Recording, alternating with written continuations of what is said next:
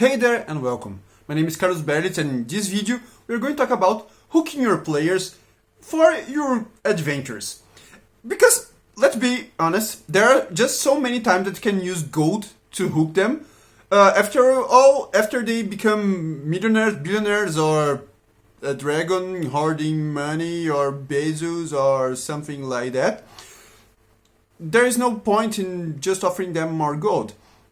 But first things first is that we are talking about hooking the players. So when you put them locked inside a cage without their equipments or with their equipments as well, you're not hooking them, you are dragging them. They do not have any kind of choice in that situation. So you're not actually hooking your players. They do not have a say in if they take or not the adventure. So sometimes that is the reason that they, after some time, will derail it, because they did not make a choice to begin with. So cleaning that side of GMs doing their not hooking, dragging stuff, you have the other side that is PCs have to make an effort from their side. Like, they have to buy into the game as well. In other words, they have to pull their own weight, and I have a video about it. So, with these things cleared, let's get to the point of hooking the players through your adventures or even a long campaign. And so, you have to make your job as a DM. You have to make it interesting so that the players can do their job to getting hooked and making their part to getting invested in it. So the most effortless way to do it, instead of using gold, is using another kind of reward. So it can be lands, it can be a social reward, like titles and so on. You can also use items, like magic items or technological items. I mean, it's close to gold, but not exactly. And another one that I think that is very overlooked is favors. If someone that is important or powerful owes the players some favors, it's something that can get, not actually the players, the characters, can get very interesting to make them buy into doing that mission, that adventure at all. So this one is one that was effortless, but I guess that its overuse is that the one of doing good. Like, it was in so many ways overuse. People just assumed that every player wanted their player character, the PC, to do good, and they just assumed that putting some lady in distress, don't I even start with the trope, it was just to make an example, or kids being kidnapped, some attacks, some horde attacking a village, the players will just assume that their PCs had to make the good thing, and so it got overused. I still like that idea of making a good party that really makes the whole thing of doing everything to be good and putting themselves in the line. But it's a particular thing of mine, and I guess that most players are just tired of still doing that.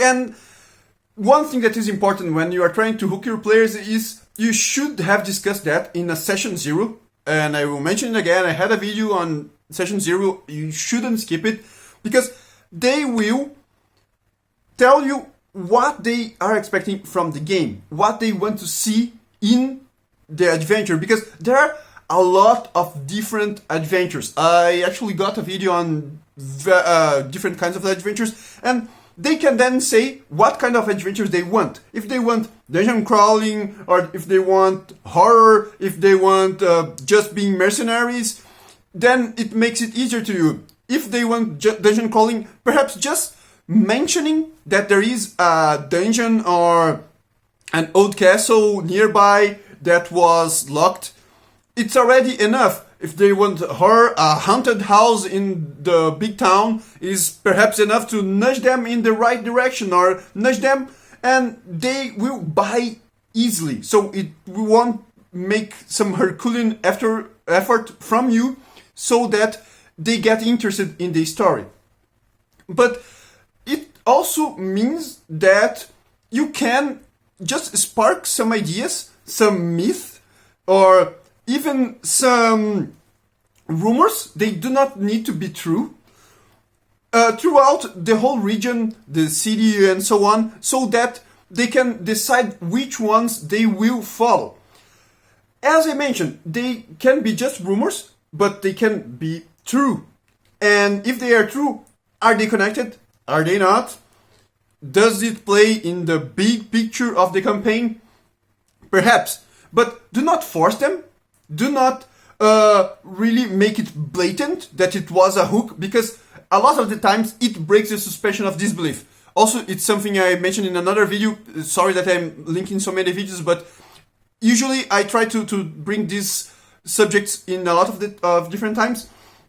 And you do not want to break the suspension of disbelief, take them out from the game, because this is usually the type of situation that makes the characters not follow and the players not do their part in buying into the story. And you have also a very good opportunity to hook the characters when you tie the hook to the backstory of your characters.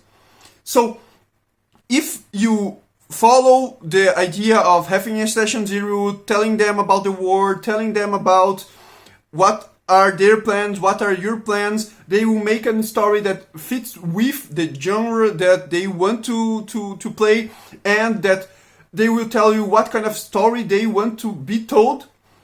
You can then use the elements from their backstory, even if they are a minimalist or a novelist, because I made a video as well on backstories recently, and they will give you already some seeds and some ideas that you can use to hook the players. But do not punish the players because they made a detailed backstory, or because they let some open ends in their backstory. Because sometimes, and usually this is what players are afraid when they make a backstory with their families alive, or their loved ones, their close friends, their lovely village.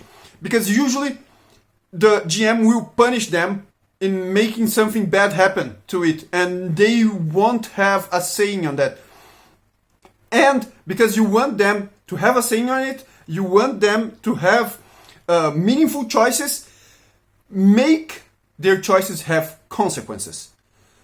I mentioned it in my video about consequences and meaningful choices in their roles, that they will be informed that their choices will impact the game, they will impact the world. So when they decide to not follow a hook, make that hook have consequences in the background. Make it roll with the story. Perhaps someone will save what needed to be saved, but perhaps no one saved and it really got bad. And if someone saved, make them be famous, make them get famous perhaps because of that, so that they know that that thing happened, instead of just treating it like a video game side story, side quest, and they think that they can just go there afterwards and it will still be there. Make the world feel alive. So this is the video. If you like the video, like the video, share, subscribe. You know how internet works. Let me know in the comments what do you think about my ideas of hooking the players. Actually hooking the characters as well, not really hooking the players, because it wouldn't be nice. And until we see us in the next video. So, see ya!